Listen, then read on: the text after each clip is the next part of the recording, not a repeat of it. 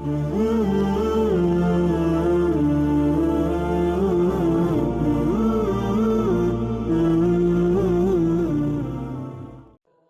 الله الرحمن الرحيم والتين والزيتون وطور سينين وهذا البلد الأمين لقد خلقنا الإنسان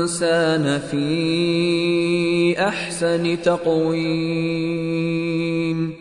ثم رددناه أسفل سافلين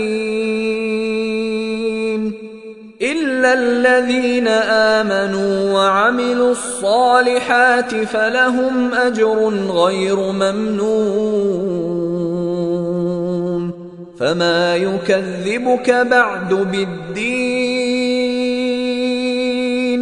أليس الله بأحكم الحاكمين